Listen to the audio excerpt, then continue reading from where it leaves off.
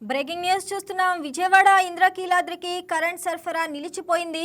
APCP DCL సంస్థకు దుర్గగుడి 3.8 కోట్లు బకాయి పడింది. దీంతో విద్యుత్ సరఫరాను నిలిపివేసింది. భక్తుల మనోభావాలను పరిగణలోకి తీసుకోవాలని దుర్గగుడి బోర్డు విద్యుత్ సంస్థను కోరింది. అయితే వారు ఇంకా కరెంటు పునరుద్ధరించలేదు. ఈలోగా ప్రత్యామ్నాయంగా దేవస్థానం జనరేటర్ సాయంతో విద్యుత్ సేవలకు అంతరాయం కలగకుండా చర్యలు తీసుకుంది. రైట్, ఇక ఇదే అంశానికి సంబంధించి మరింత సమాచారం మా కరెస్పాండెంట్ బిందు అందిస్తారు. బిందు, చెప్పండి, ఇక విజయవాడ ఇంద్రకీలాద్రికి కరెంటు సరఫరా అయితే నిలిచిపోయింది కదా, దాని గురించి అప్డేట్స్ ఏంటి? ముఖ్యంగా విజయవాడ ఇంద్రకీలాద్రి అమ్మవారి దేవస్థానానికి సంబంధించి విద్యుత్ బిల్లుల పైన అయితే చర్చలు కొనసాగుతున్నాయి. విద్యుత్ బిల్లుల అంశం పైన అయితే కొన్ని ఆరోపణలు కూడా వస్తున్నాయి. ముఖ్యంగా విజయవాడ దుర్గగుడికి సంబంధించి విద్యుత్ బిల్లుల బకాయిలు 3.8 కోట్లు ఉన్నాయని ఏపీసీపీడీసీఎల్ అధికారులు విద్యుత్ సరఫరాను నిలిపివేశారు. 2023 నుండి ఫిబ్రవరి నుంచి బిల్లులు చెల్లించలేదని విద్యుత్ శాఖ చెప్తుండగా బకాయిలపై కూడా పలుమార్లు నోటీసులు ఇచ్చినా కూడా స్పందించలేకపోవడంతో హెచ్టీ లైన్ నుంచి విద్యుత్ ని నిలిపివేసినట్టు. దీని మీద కూడా మొత్తం అంటే దుర్గగుడి పరిసరాలు దుర్గగుడి మొత్తం కూడా విద్యుత్ ని నిలిపివేసినట్టు తెలుస్తుంది. ఈ చర్యపై దేవస్థానం భక్తుల మనోభావాలను కూడా పరిగణనలోకి తీసుకోవాలని కోరింది. అయితే భక్తులు ఎవరైతే ఉన్నారో ఇప్పుడు దేవస్థానానికి వెళ్తున్న భక్తులకు సంబంధించి కూడా ఎటువంటి ఇబ్బంది లేకుండా దేవస్థానం వాళ్ళు జనరేటర్లను ఉపయోగించి వారికి అసౌకర్యం కలగకుండా చేశారు ప్రస్తుతానికి అయితే. భక్తులకి అంటే ఈ దాన్ని కూడా చెప్పడం జరిగింది. అలాగే తమ సోలార్ ప్లాంట్ ద్వారా కూడా ఉత్పత్తి అవుతున్న విద్యుత్ ని వినియోగిస్తున్నట్టు పేర్కొనడం కూడా ఒక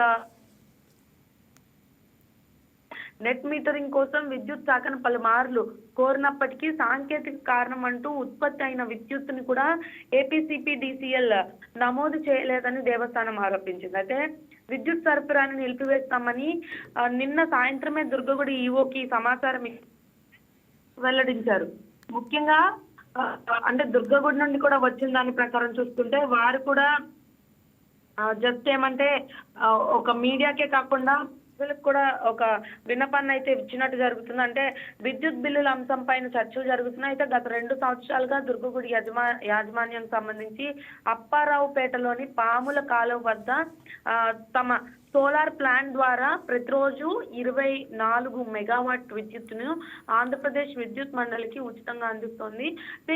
ఇందుకు ప్రతిగా విద్యుత్ శాఖ వారు కూడా దేవస్థానానికి చెందిన 10 సర్వీసులకు ఉచితంగా విద్యుత్ సరఫరా చేస్తున్నారని కూడా చెప్పడం జరిగింది. అయితే సర్వీసులకు సంబంధించిన బిల్లులను చెల్లించాలని విద్యుత్ శాఖ నిన్న కోరడం జరిగింది. ఈ విషయం పైన కూడా చర్చలు జరుగుతున్నాయి.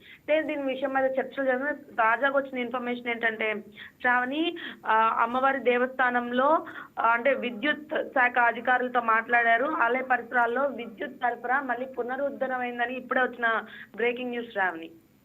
Right Bindu, thanks for the updates.